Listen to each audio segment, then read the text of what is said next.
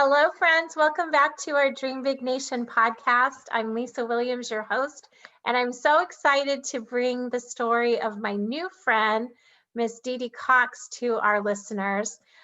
Dee Dee is calling to us from out in Kentucky, and she is sharing her story about how she went from the Kentucky romance junkie to #1 best-selling Kentucky romance author. Welcome, Dee Dee, to our show.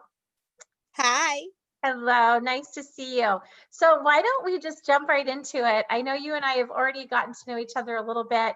We actually met on an event with Michael Butler with his Beyond Publishing group, which is just fabulous for any aspiring authors or any current authors that want a community. I would so encourage you to plug into Michael's group. But Dee Dee, why don't you just start by sharing a little bit, about your background, how you got to this place of #1 best-selling author, and some things that you want to share with our community. Absolutely. So first off, thank you very, very much. I'm very excited to be here. Merry Christmas, Happy New Year Happy to New everyone Year. Yep. watching. This has been one of those years that most folk would like to say, "Oh, just see ya, wouldn't want to be ya. Let's bring on 2021." I will tell you that I am originally from Rooster Run, Kentucky, a little town in Nelson County, Bardstown, the bourbon capital of the world. But we were made famous by Hee Haw. Hee Haw used to come on Saturday nights, and we would watch it. And one night they jumped up out of the field patch with the population of our little community. That made Oh us my famous. gosh, that is so fun. I So remember Hee Haw. I totally remember. everybody remembers Hee Haw. We grew up on it. First, you went to church, and then you came home and you watched Hee Haw, and then you watched Lawrence Welk, because that's how my family grew up. I tell everybody, we were born on the farm. We were not born in the hospital. And we had the cows, we had the pigs. When Papa delivered the milk, he delivered the moonshine. We just didn't know that's what was in that sack when we laid it on the porch with him. So I grew up in that kind of atmosphere. Very loving grandparents, very loving parents, very involved in everything that I did. But we never had store-bought clothes, because you always laid down on the floor, and then grandma would cut out the newspaper and she'd cut out the pattern for you. And we always had dresses and different things that we would wear to church, or you had your play clothes or whatever. And you didn't have stores back then, and you could still run a tab at the little general store across the street. So that's my background. I am a true country girl, born and raised on that farm, riding horses. We killed our own pigs, ground our own sausage, had our own meat house. That's my background. That's who I am. I wouldn't trade it for the world. My grandmother was very active in my life with volunteering with different charities and different things. There was never a time that on Sundays we did fried apple pies and fried buttered pies and delivered them to the folk after church, because she knew certain ones may need a little extra support, a little extra encouragement after church. And she always, always had hankies for the men, and then she did tea towels or wash rags for the women. And we could always use those. But she never had a license, so I was always driving her around everywhere. When I was in high school, I loved English. I loved English. I could write all day long. And my English teacher knew that as well. And she was very supportive Were of, you were you a reader too? no, no, You I hate, were. Isn't that no, interesting? Okay. no, no. I love to write, but reading took up a lot more time, because, you always want to be able to give the book the attention that it needs. But writing was so much easier for me because I wrote backwards. When I would write a story, or when I was assigned something in the English class, in the lit class, I wrote the story backwards, because I knew how I wanted it to end, and I just pushed it backwards to get to the beginning. And most writers will do that. They Huh. start end, and then they write it backwards. All of my books. Interesting. Oh, I love that. That is so. So All of tell my us. So you were sharing with us that earlier that you actually wrote this first book when you were in your 30s. Yes. And then I love that part. Tell our audience about what transformed during that, period between the first writing and the actual release, because that's really fascinating. So when I was 30, I did write the first book. I started writing it. And then my husband and I, we wanted to have a family. And, back when I was in my 30s, Fabio was like the really big thing. He was on the ship, he was on the Viking ship, he had the sword and he had the muscles. And, everybody wanted Fabio. And I just wanted him to serve me sweet tea. That was the only thing. And I thought, I'm going to be a Roman. And then this happened. And there were some issues because of my age and because of other underlying medical conditions that I had, that it took us 12 years for me to get pregnant and for me to conceive. And so at the age of 36, I had my first son, and my one and only son. I do have a foster son, so I have an older son as well, but my son is Isaiah Bo, just like Bo. So he was born, and as you know, with any mom, with any new parent, life just takes over and it just stops. And so the book went on the back burner. Now I take you back to the 2 Degrees, One Heart, which is the very first book. On the cover is my actual son. It is my true son and his best friend. And for those of you that haven't seen it yet, you need to go and look at Bo because he's beautiful. Everybody says that, and he's like, Mom, please stop. And I said, dude, do not mess this up for me. I need you to look cute. I don't need you to cut the hair. I need the hair, and you just need to nod with me with everything that I want you to do on that cover. So the first one of it is of him and his best friend Logan, and her name is Logan Grace. And actually, when I was 30, I named the male character Logan and I named the female character Grace, not realizing that they had not even been born yet, that they weren't even a blink. Oh, Dee Dee, my daughter's name is Sierra Grace. Isn't that I funny? love I Grace. love Grace. It's so Grace. beautiful. Yeah. So the first book has Logan and has Grace, and believe it or not, the female model's name is Logan Grace. Wow. So God has a really weird sense of humor sometimes. And my grandmother used to tell me, she said, life is a circle and you don't want to stop walking the circle. And so you want to be able to, you start walking the circle and, you're going to meet some friends along the way and they're going to walk with you. And then they're going to get tired and they're going to have to stop and sit a spell. And so they're going to sit on the bench, that's over there to the side. And you're going to keep walking. She said, don't stop walking. And so I continued the walk, and she said, and along the way, there is going to be, I apologize, my phone with the office is just going nuts. But they all want you. Hey, know, get back to work, Dee Dee. No, this is much more fun. So, along the walk, she said, you're meeting somebody else and there's going to be a Y in the road. And she said, no, it's your turn. You take the left or the right, doesn't matter. She said, but keep walking. So, you take another turn. She said, you're going to come to another curve and there's going to be some more folk. They're going to pick back up with you. They're going to walk a little bit. They're going to get tired. They're going to have to sit a spell. She said, but the really cool thing is when you turn the next curve, because it's a circle, she said, other folk that were walking with you at the beginning. And I love that. And they're going to pick back up with you. She said, but here's the deal. She said, don't ever be the square. Don't ever be the 4 corners, because then you're boxed in. She said, if you're in the circle outside the square and you're running, God's got you. And she said, keep walking the circle. And it is the circle of life that God will bless you with and connects. And some of those connects are going to stay with you. Some of them are going to help you. Some of them are going to like you. Some of them are not. And that's okay. You just keep walking. And she said, he'll place them in your life. I love that. Well, and let's talk about that. For listeners that are, listening later, we're in the thick of the COVID crisis. And I remember it was March 19th. It was my middle son's birthday. And we were gathering and the kids were talking about, it looks like we might be on spring break another week. And here we are, the end of the year.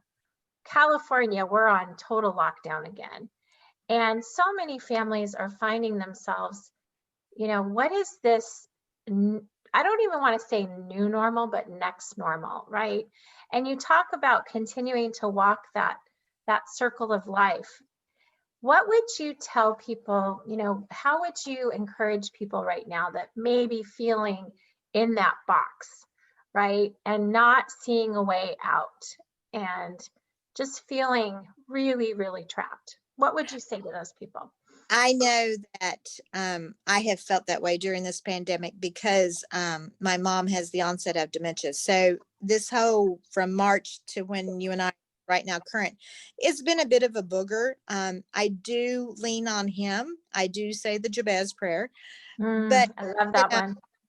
I love Jabez. My grandmother taught me that one. And I have to say, each of us are different, and every single one of us faces this pandemic differently, and we handle it differently. Our mental, our physical, our spiritual, our emotions are all torn apart, and it's like confetti. They just went up in the air in the pandemic. And there's like, when it comes down, it's all those millions of pieces. And I will tell you that social media has been good to me. I've had probably more readers because we're home and people are able to read now, and they're able to purchase off of Amazon, and they're able to get the delivery or whatever. I know that for myself, I do pray, but I do a lot of talking to him. I Mhm. really, really want to ask him a bunch of questions here. And is he so sure that this is the way he wants to take us? Because we're a hot mess right now, this entire United States. And Right. just us as individuals, we're so lost. And, you have to pray for those that still have the ongoing diseases, that still have pre existing conditions, and then they get COVID. It's the healing. When you're lost, he needs to find you. When you're in despair, he can comfort you. And so, I cannot quote a lot of the Bible, but I can tell you that he does listen. And I can tell you that he is there. He's all knowing, he's omnipotent. And so, I try to, when I'm in the car, and I do a lot of talking to him in the car, because I'm like, shoe doggies, here we go. We're setting out on foot. Traffic is horrid. People are just not nice anymore. What happened to my grandmother used to tell me there are 3 C's: kindness, caring, and compassion. And I looked at her like, probably half of these people that are listening to us are going, kindness doesn't That's a begin. K. It's okay. And my grandmother said, you are absolutely correct. But I captured your attention, and that's what you're supposed to do. You are Oh, I supposed love that. you're supposed to go out there. And so long as you are kind, caring, and compassionate, it will come back to you. She said, and here's the thing, it's free. It's free to be. Mhm. It's free to be caring. It's free to be compassionate. It's free to give someone a text to say, you okay? And here's the deal. When you say you're okay, they're not okay. But just the fact that you took the time doesn't cost anything. Just the fact that you took the time just to reach out and say, are you okay? How are you handling things? Because we're all going to lie. We're all going to say, we're doing fine. The family's good. I'm hanging in there. We're all suffering. We're all suffering. And so I just tell you, be kind, be caring, be compassionate. Show the 3 C's. Just show them. Yeah, yeah. Let's talk about your books, because I think what's really neat about what you've done is you've woven elements of truth from people in your life that you love and you care about in your own life. I think it always captures someone when it's like based on a true story, But it really speaks, I think, to the fact that we all have a story within us, and you're actually living it, the dream that so many people would love to do.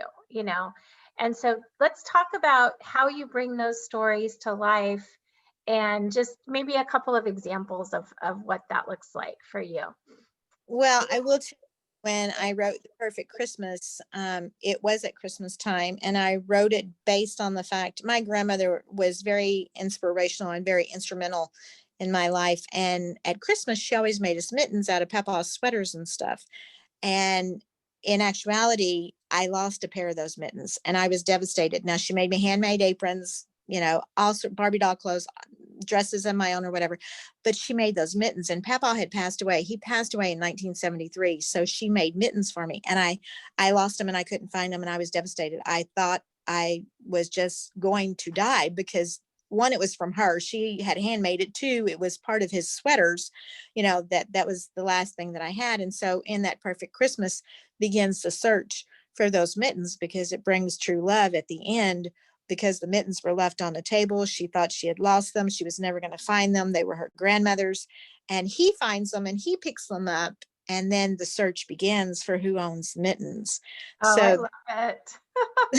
Is this the one that maybe is Hallmark being Hallmark, picked yeah. up by Hallmark, or they did? Yeah. Well, That is so exciting. What is that like? Holy cow. So well, how did that happen, and what's the process that you have to go through? That's crazy. I'm so out of my realm with all the Hollywood and different things, but I have been very, very blessed with it. Everyone has been very nice. I first had to get it in screenwrite, and I had to find a screenwriter. And thanks to Michael D. Butler, Beyond Publishing Global, Michael is very, very good and very well connected. The connects, here we go with the connects and Yeah. walk the circle. And he said, well, come on this cruise with us. We have producers, directors, put it into a draft screenwrite. Let's see what happens. So I met Rosa Salazar Arenas. She is the screenwriter to it, and she understands the concept of what those mittens, the love of those mittens meant to me. And so it has been submitted out in California to Tawny, and we are waiting for reviews and, tweaks and recommendations and things like that. And I tell everybody, I said, you have to claim it, you have to say it. I know it will be a movie, because I know, I just know that he's Yeah. got, and he's got me. And then I took another book, Stolen Roses, which is based off of a country music song. We actually have a country music artist, and she wrote the country music song, and we did a country music video. But in that book is the festival system, which I am a pageant director in the Kentucky festival system. And so I based it off of what I have seen at our festivals. There's pageants, there's arts and crafts. There are those what are those big old sugar looking things that have all that sugar on top of them and you can put syrup? What are those Oh, things? yes, yes. I know Elephant which, ear. yeah. So, I've been to those, and I've actually held 3 pageants that festivals have been attached to. And then my husband plays percussion, and he used to be in a band. He was on the road. He now plays in church. But I thought, I'm going to call the band the Daybreak Band, because it was based off of my travels with my husband. And then the festivals is based off of Diane Turner, who's my national director, based off Kentucky. The Bluegrass Yeah. Commonwealth has over 185 festivals. We have 120 counties, but we have 185 festivals, and most of them have pageants. And so I based it on that. And now Stolen Roses is actually Jeff Day is looking at that. His group is looking at that, Lucky Day Studios. And, I could not be more blessed and be overwhelmed with the unknown, because here my daddy used to say, if you don't study something, how will you know about something? Mm-hmm. Edu- Education is free, knowledge is free, and then until you study it or until you learn about it, he said, you're not going to move forward. He said, and education can't be taken away from you. And I was like, okay, so the more I have put myself in that realm of Hollywood or movies or Lifetime or Hallmark or whatever you want to call it, I've learned that there is so much more in the background that it takes to physically get it into an actual movie. But I know, because of my prayers, and I just know, sometimes you just know. It may take me a while. It took me 12 years to have a child, Mm-hmm. and it took me from 30 to 55, 56. It took me over 26 years to become a published author. It will happen. Absolutely.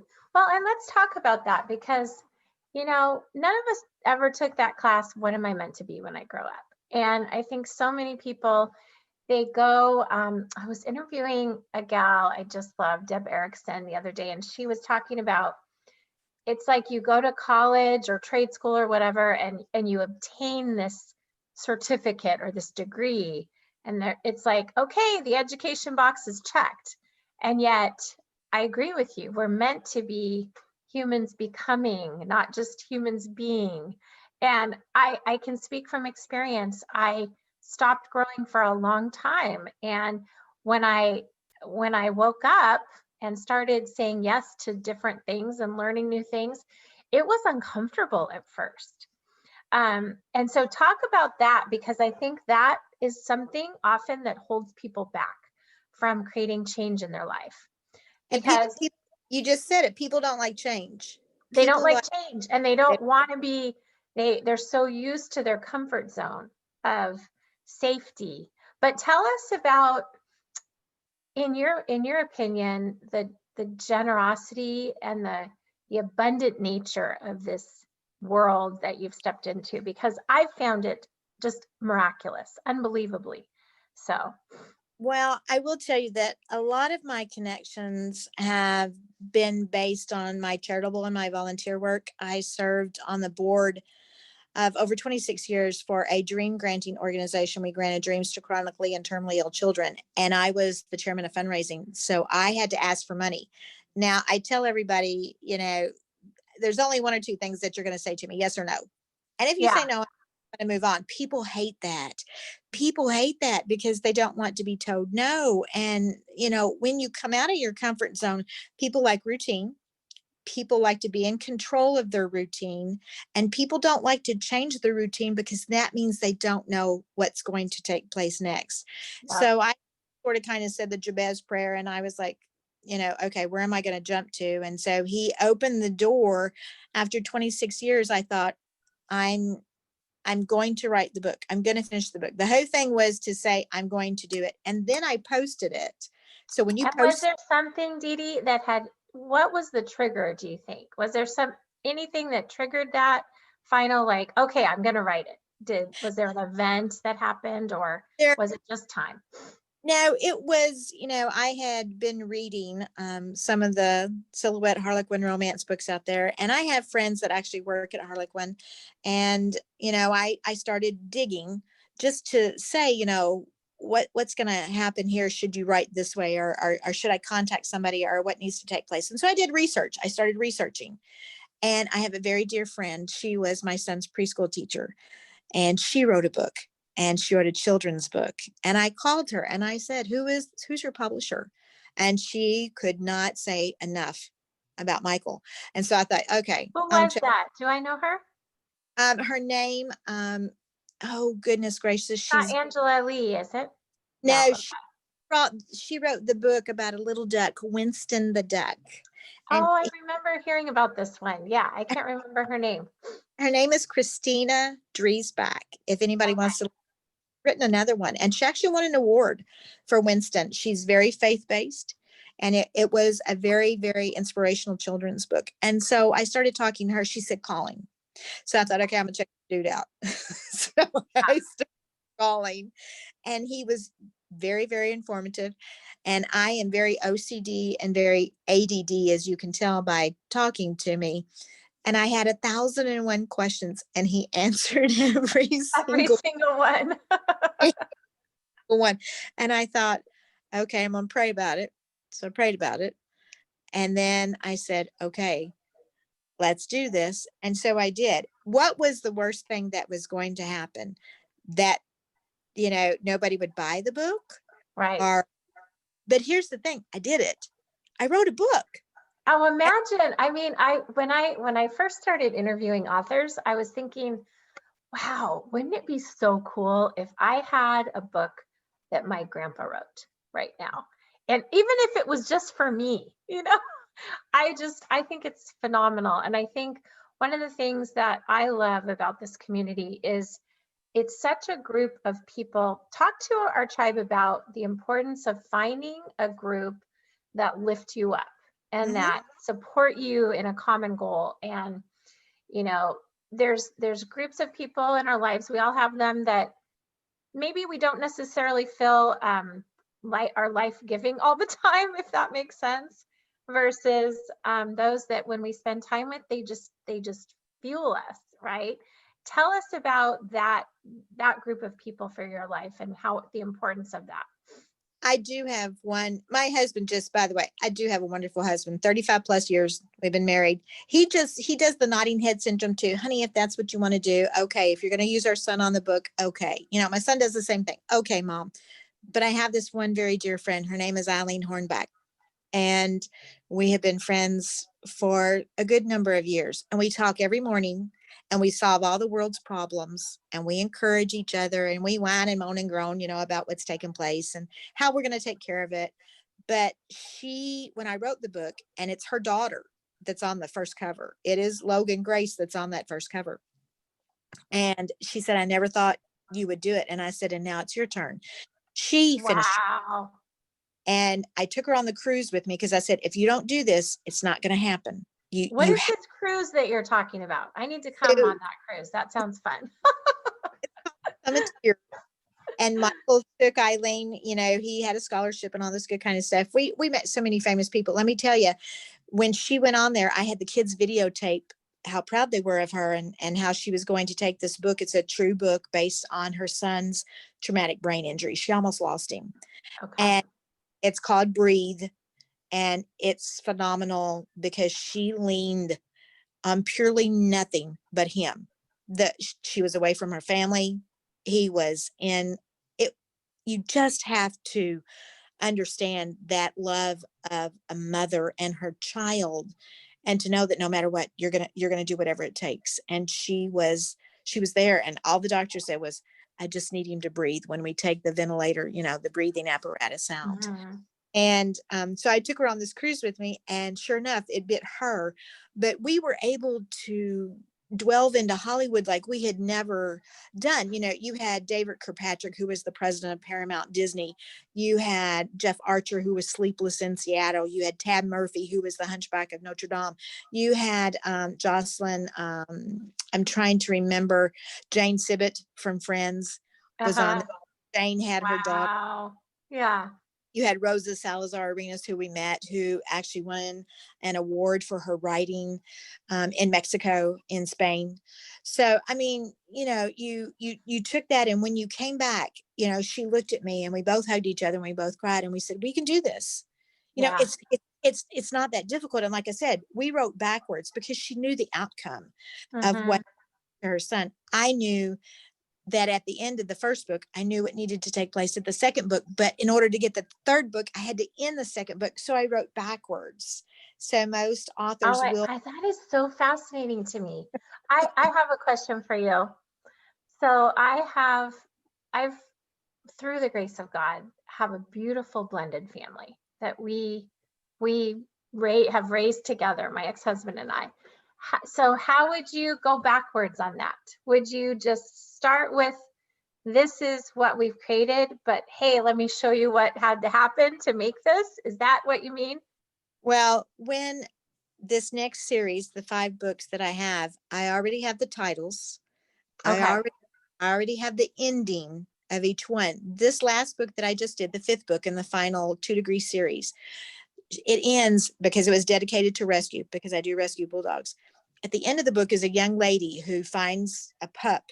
It's a mother that's thrown on the side of the road. It's a box, and she just stops, and there it is. It is this pregnant mother pup, or dog, and she has to find somebody to take it. So in comes my 2 people that are in the All His Love for Christmas, and they're like, okay, bring it on in. We're going to take care of it. The story is getting close to ending, to ending, to ending. And they look at her and they said, what are you going to do? And she said, I'm going to keep her. I'm going to take her home with me. She's going to have the puppies. I'm going to keep her. And they looked at her and they said, what's your name? And she said, my name is Hope.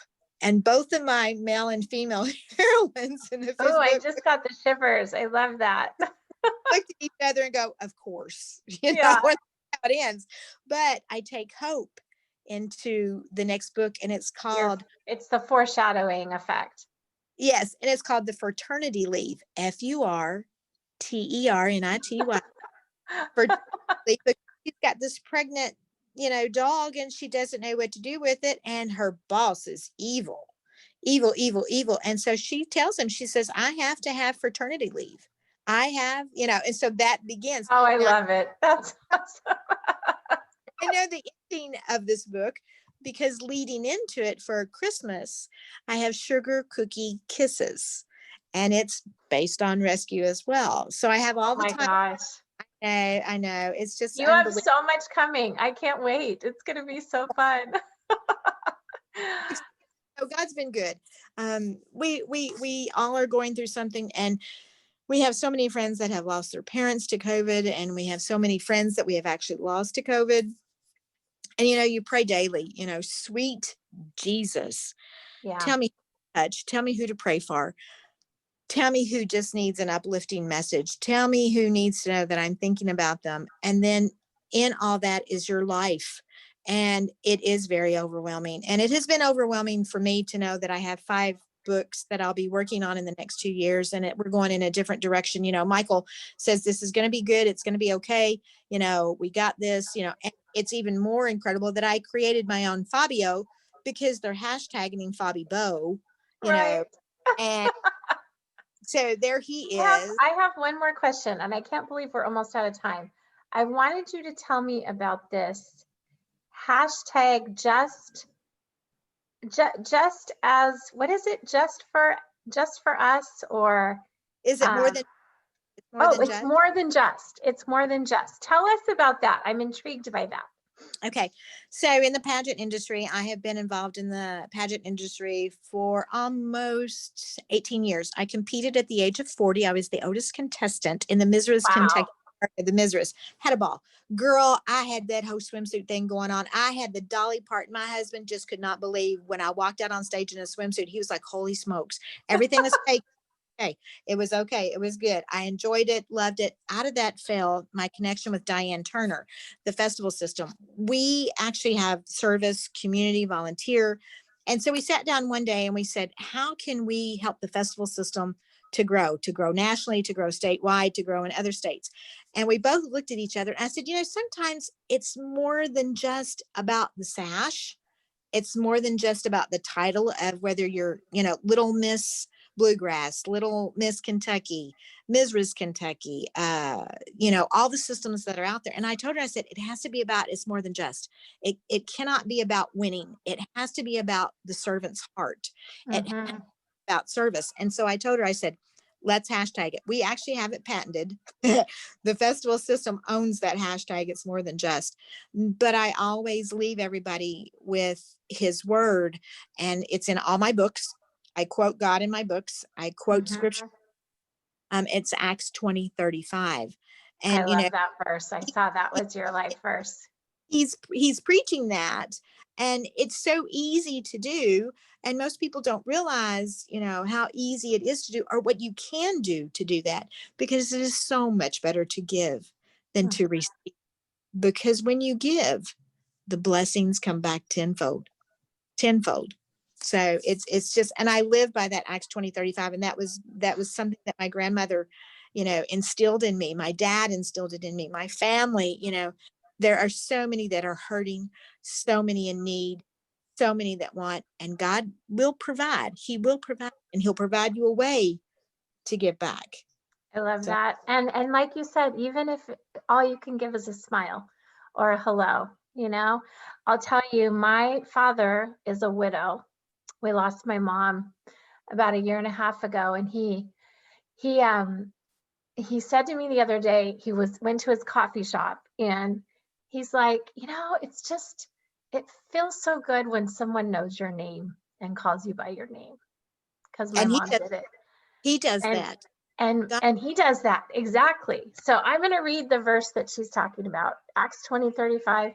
In everything I did, I showed you by this kind of hard work, we must help the weak, remembering the words the Lord Jesus himself said, it is more blessed to give than to receive.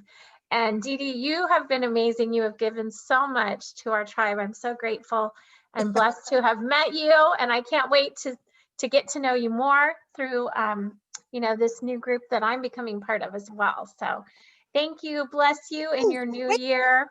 Yes. Oh, yes. Tell us what you're excited about before we wrap up. I know. So I have, Michael, we set up the new website. It's www.Kentucky, spelled all the way out, KentuckyRomanceAuthor.com. And it's got over 15 different social media. Let me tell you what, I did not realize all that was out there, but I'm learning that I'm an old dog learning new tricks here, because technology for us 50 plus, whoo, that ain't happening, but I'm learning. And if you go to my website, you're going to find all my 15 different social media. And I'm so proud of that because I did it. You did it. I'm so proud of you too. I can't wait. And buy the books, friends. Are they Audible and paper and Kindle, at any type of version you'd want? Okay, super. Good deal. I can't wait to meet you in person sometime. It's going to be fun. I don't We want to need do virtual hug, virtual it. jazz hands. Oh, well, thank you so much for my amazing tribe and our Dream Big Nation podcast. I am so blessed to be part of your day. Bringing these stories to you are helping me personally in my life journey, becoming the woman that God wants me to be. And I hope they're doing the same for you. So, Dee Dee, again, thank you for joining us. Bless you in the last remaining days of this year and into the new year. 2021 is going to be exciting. It absolutely is. And big hugs, big kisses, big blessings. Absolutely. Okay. Bye, friends.